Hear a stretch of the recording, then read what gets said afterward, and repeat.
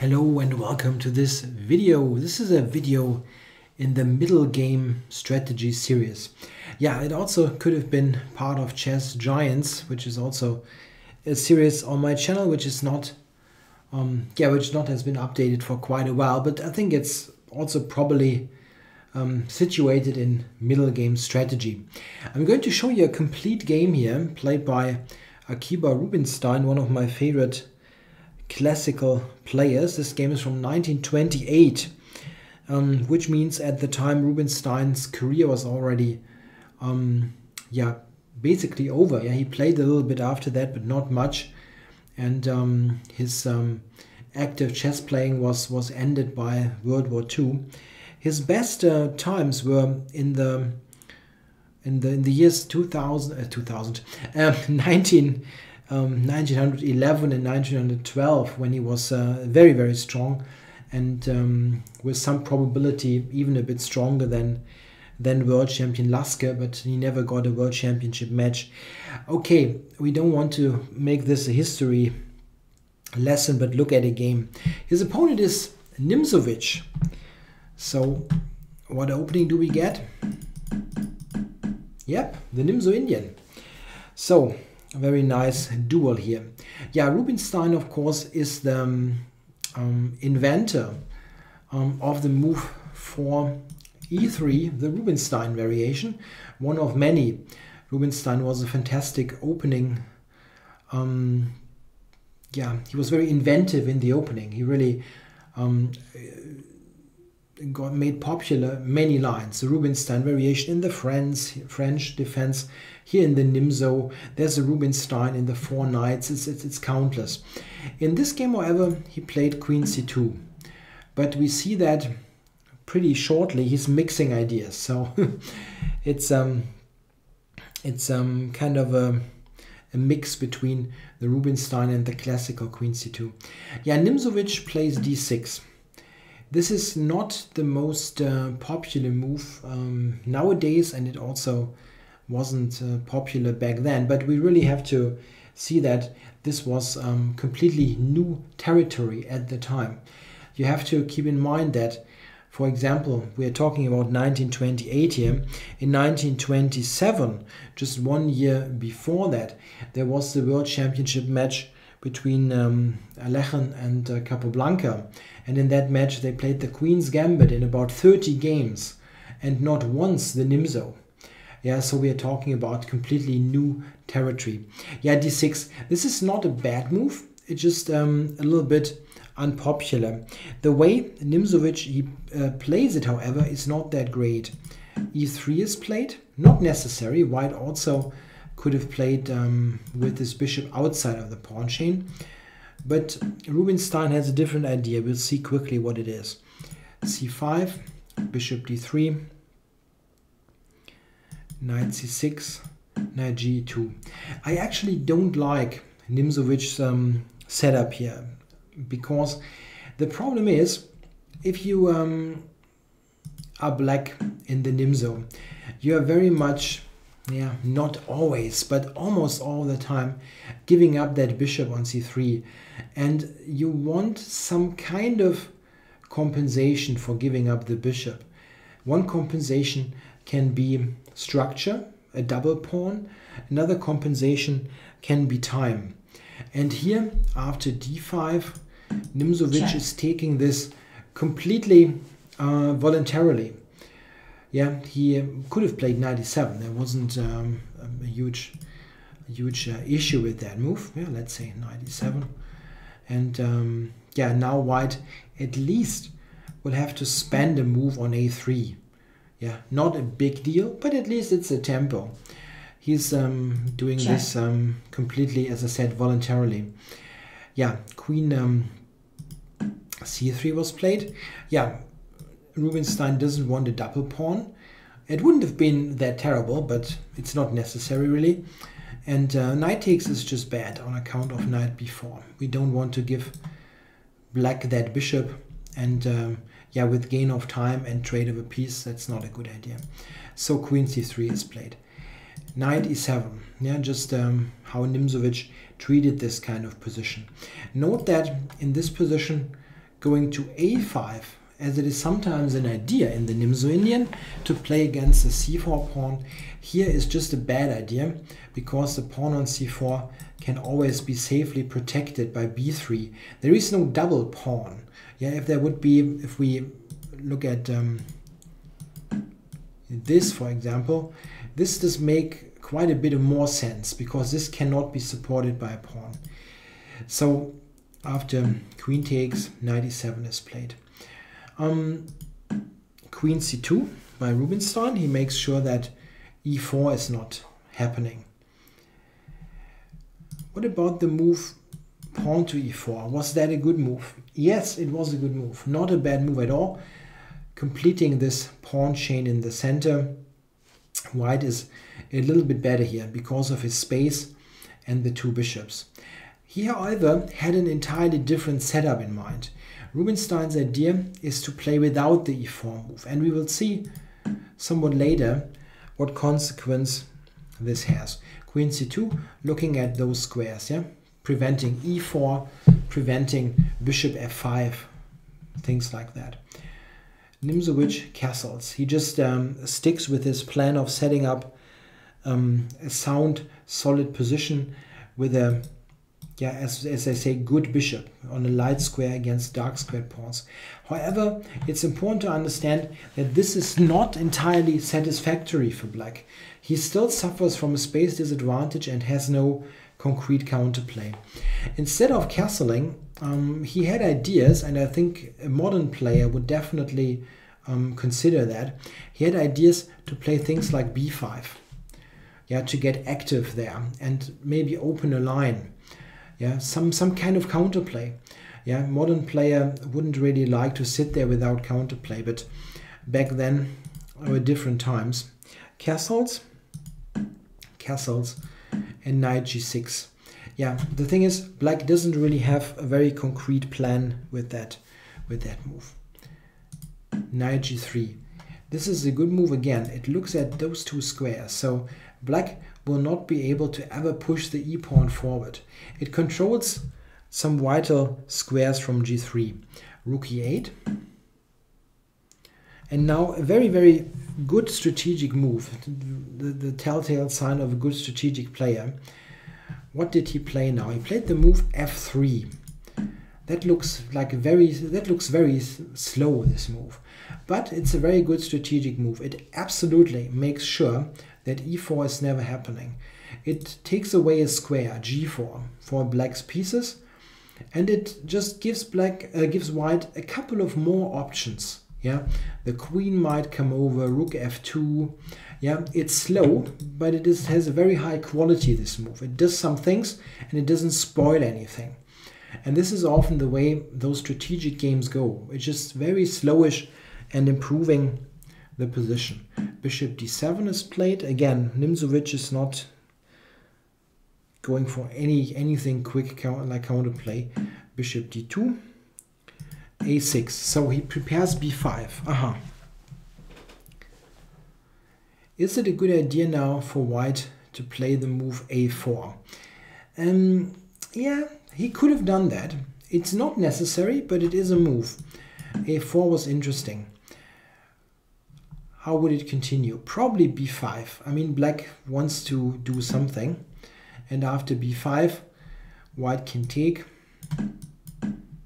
and take here. It's not a bad idea to do that. I mean, white opens up the position. He's got possible b4, and on a move like let's say rook trades and knight d5, something like knight e4 comes into consideration. This is not bad for white at all. However, this is not a very strategically minded continuation. It's more like something concrete. And Rubinstein felt that he rather wants a slowish battle where he can improve slowly. This is quite often the right recipe if you have more space and the bishop pair to back it. You want to play very slowly and open up the position for the bishops in exactly the right way. It's not a good idea to rush things. Just keep the position as is and slowly go forward. How will white open up the position? We will see shortly.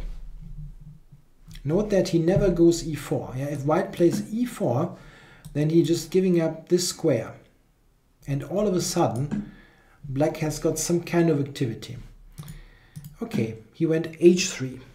A very, very slow move, but it has an idea. We will see very shortly what it is. Don't want to spoil it. b5, b3. Yeah, we support this pawn on c4, and queen b6. Yeah, what is Rubinstein's next move?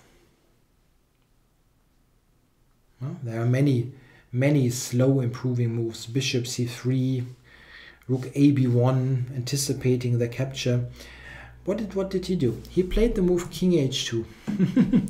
Yeah, why not? You have all the time there, and it's absolutely helping a little bit to get the king away to h2. It's just a little bit safer there. Yeah, it's away from possible things on that diagonal, even though this diagonal is very closed. Yeah, but we have all the time in the world. Also, if you imagine at some point, if pawns advance, then again, the king is better on h2 because there might be rook g1. Things like that. It's just a slow little improving move. Black went a5. And now Rubinstein went rook b1. Yeah, a move that I mentioned earlier, putting it on the b file, anticipating that black might open the position on that part of the board. Yeah. Any alternatives? An interesting alternative was the move a4. The idea is that white absolutely does not mind for black to block with b4. After b4, we get a position that is very similar to the game, actually. Can compare that easily. Black will probably instead take and play this position. Here we have an interesting situation. The b file is open, and both bishops take a look at those pawns. However, I think that white is better because he can combine play on the king side with the a pawn hanging on a5. a4 was a valid alternative. Rook b1, however, is also good. There's absolutely nothing wrong with Rubinstein's move. Yeah, what did Nimzowitsch play now? He really went for b4. This is kind of following his principle that a pawn chain should be attacked at the base, which means attack it on b3. The thing is, that's all nice and good, but once you attack it, white is just saying, okay, whatever, you can attack me all day long. It doesn't really matter that much. The problem is still, black has little counterplay. And now white's pawn break is really coming into effect. He goes for f4. That was the idea all along when he delayed, or not delayed, he even never played it, when he didn't go for e3, e4 the whole time. He wanted to play f4 in this kind of situation, gaining space, but not allowing black to take on f4 and establishing a peace outpost on e5. Let's think about this a little bit. If white display it with some kind of e4, yeah, in any given moment, if white plays f4, there will be an outpost on e5 for black. Let's just say this looks very clumsy, but just for the general idea. Black takes, and now in this situation, or immediately knight e5, there's a big outpost on d8. This is a weak square, and it can be a good outpost for a rook or for a knight being repositioned to e5. In this position, the white bishop is also looking pretty stupid. Doesn't do anything. This is absolutely not acceptable for white. We don't want this kind of structure. The only possible structure that is kind of desirable after going e4 would be with the knight moving g3 and then f4, so that after e takes f, you can recapture with a pawn and keeping this structure, yeah, keeping this sound so that there's no e5 square. But this is very, very, very, very, very long-winded.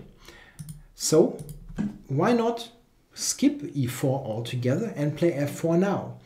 If black now captures, which is what he did, then white recaptures with the pawn, and we note that we have gained space while not giving up any central square. e4 is very safely controlled, e5 is controlled by the pawn, and this bishop is an excellent piece. It's not in any way hampered by an e4 pawn. So this kind of advance is just stronger than anything with e4 and then some elaborate g3, f4. That's a very interesting way to play. And as I said, white has gained lots of space, and this can even be increased by a further f4, f5 if you want. As I said, Nimzowitsch took on f4. He also could have played a4, yeah, not capturing on f4. It's a very interesting question what would have happened then. Rubinstein definitely had the option of playing f5, gaining more space and kicking this knight back. From here, he easily could have improved further. Yeah, the next, or not the next step, but one very likely next step would be to prepare the advance g4, g5.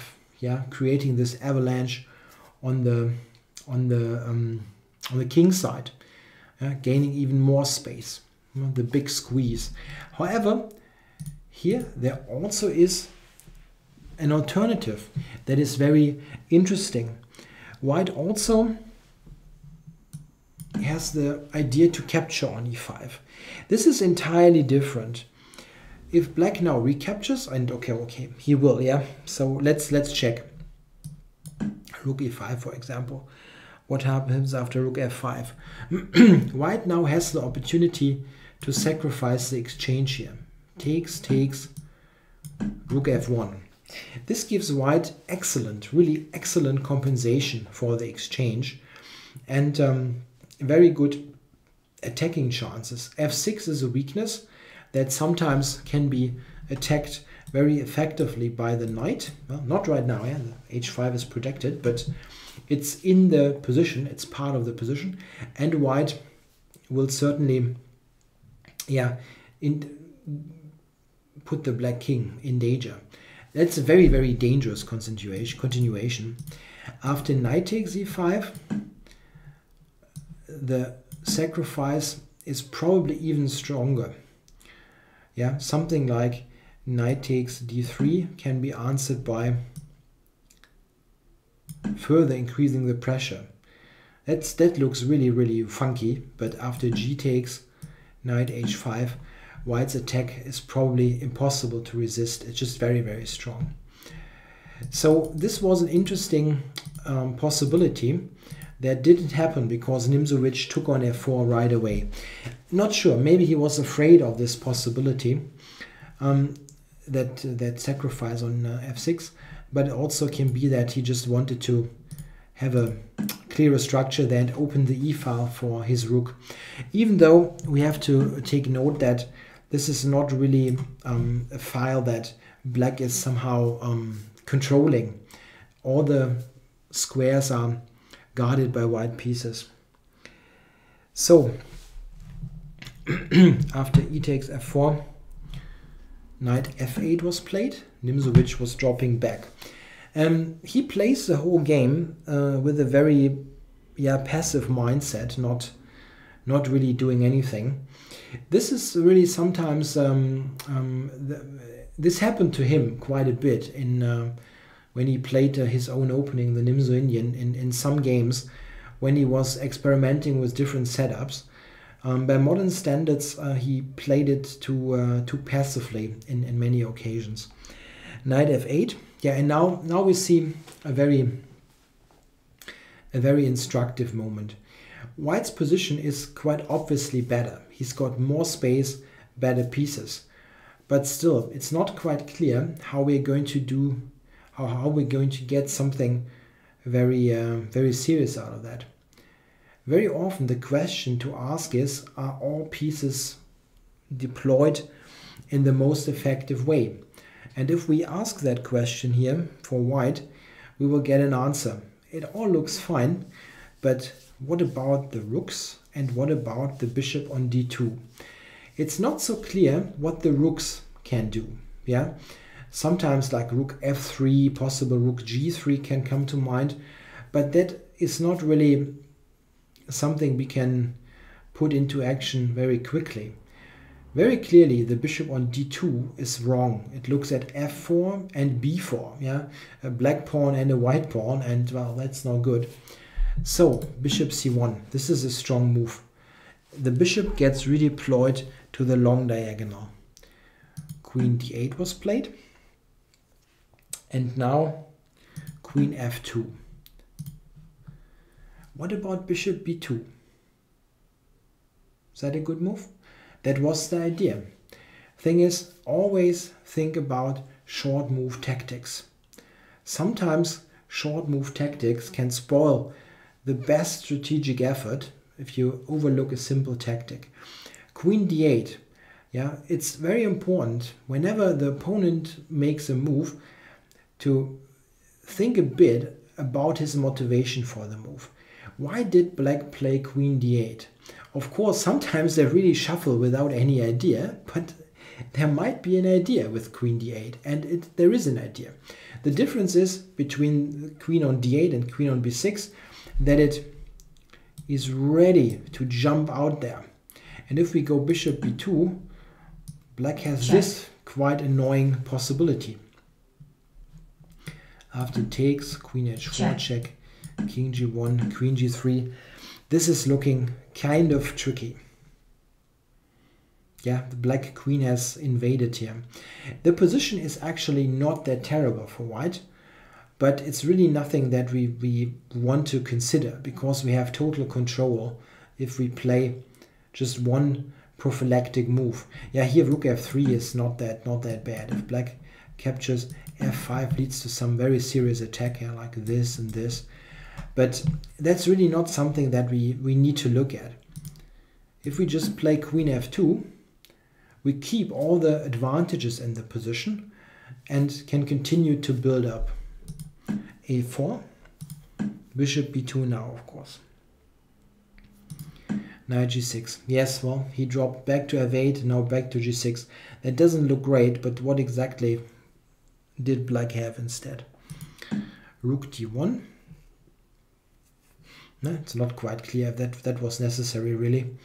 Yeah, maybe he didn't want to. He just wanted to move the rook away from the b file, possibly preparing bishop b1, covering a2. And he didn't want to go rook e1, maybe because of trades, wanted to keep things on the board. But, well, white has time. It's not very time critical. Takes, rook a7, and now he went to e1. Yeah, so white probably gave up a tempo here, but it's not a big deal. Yeah, Nimzowitsch captured, which is a decent idea. Yeah, you want to trade pieces when you are suffering from a space disadvantage. Knight f8 was played. Yeah, and now we come to a very nice moment in this game. Here white has a couple of good looking moves. Yeah, he has some slow improving moves and he has some direct ideas. My first instinct in this position probably would be to play something like bishop to b1 to just totally make sure that there's never rook a2 happening. Yeah, completely taking away anything on the queen side, and then maybe trying to slowly improve on the king side. There are a couple of ways to do that. For example, white can think of moving that knight and then go for a g4 advance. g4, knight back to g3, g5. Yeah, use the pawns and pieces combined. Yeah, we have to take note of how strong those bishops are. Just a fantastic position. There is, however, an even stronger solution, and one that shows how strong a player Rubinstein was. He now went for a transformation of advantages. he transforms his bishop pair advantage to something concrete by capturing on f6. This looks like a strange move at first sight, but if you look into it a little bit deeper, you will see how strong this is. And it is even stronger than some slowish maneuvering, because this transformation of advantages, it transforms something that is somewhat non-concrete, yeah, as the pair of bishops and spades advantage, to something concrete, because white is getting something clear that he can attack. We'll see what it is. Queen takes, knight e4, and now we see e4 is knight on e4 attacks the d6 pawn. Black, in order to keep the pawn protected, only has one option, has to go to h6. Yeah, no, you cannot go here because of the discovered attack. So queen had to go to h6, and now the key move f5, and this is what Rubinstein had seen beforehand. With f5, he's completely paralyzing black's pieces. The knight cannot ever go to g6, e6 is totally under wraps, and the idea is pretty straightforward. White wants to try to play queen g3 or queen to f4 under right circumstances and attack the d6 pawn, which is very, very difficult to keep. White's position is really clearly better. Nimzowitsch went rook a3, attacking the b3 pawn, and just back to b1, asking black, okay, what are you doing? Note how well white's pieces are coordinated. The black queen has very little that it can do. It can only go to h5 in this position, just one square. And black in general is totally limited with his pieces. If he plays something, let's say like bishop c8 intending knight d7, then f6 is very strong as well. We attack d6 now, and we manage to break through on the king side. A big problem. And this is what Nimzowitsch did. He defended d6 from the side so that f6 now wouldn't be an attack on that pawn. Now black has knight g6 and possibly knight e5. Very important. Don't allow possibilities like that. White is in total control and wants to improve his position first. What he played is much stronger. He played the strong space gaining move g4. Note that white, by let's say simple standard, has a bad bishop. Yeah, it's a light squared bishop. All white's pawns are on light squares. This is, however, completely irrelevant because we have this much space. Bishop on d3 is, of course, much stronger than the one on d7, who is sitting on a light square with black's pawns on dark squares. This is not relevant at all. There are far more concrete considerations here. White, in fact, here after g4 has a very, very direct threat. If black is playing something ignorant, then g5, queen here, bishop e2, and it is trapped. It's just gone. So this threat is something that black has to attend to, and he went f6. Had to do that. Yeah, let's see. How can we continue here? White has a very nice control, but how to do it? He found a very nice way to play this. Queen g3 was a possibility, directly looking at d6, but as mentioned, white really has lots of time. There is no need to rush things. King g3. Yeah, looking at h4, looking at f4, covering some squares. Bishop c8, and now back to e1. White is looking for the decisive blow on the e-file. Black went bishop to b7. Yeah, that doesn't really help, but it is a bad position and stays one. What about knight d7? Is that a good move? Yeah, the thing is that white probably can just take on d6. After rook d6, rook e8 check. Check. King here, rook c8. Black has this knight e5 idea, but the problem is that it's not really threatening that much. White can even think of checking and taking on c5. Yeah, queen c1 is a counterplay, but it's probably not enough. This is what Nimzowitsch had seen, and he decided against this. Instead went bishop b7. Queen e2. Looking at the e-file again. Ideally coming to here. Note that with the king on g3, those counterplay ideas by the black queen are prevented. Black queen has no square. It's a really nice squeezing game. Knight d7. And again, there's a little tactic. Whoosh. Attacking this. Okay, black has to take. Check. Check. Knight f8 only move. And now rook e7. White is entering on the e-file. He threatens queen f7 and then queen f8 mate.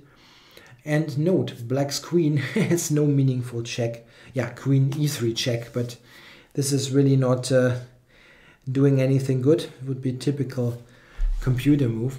Yeah, Nimzowitsch tried g6, check, check, king back, and rook e8. Yeah, totally dominating now.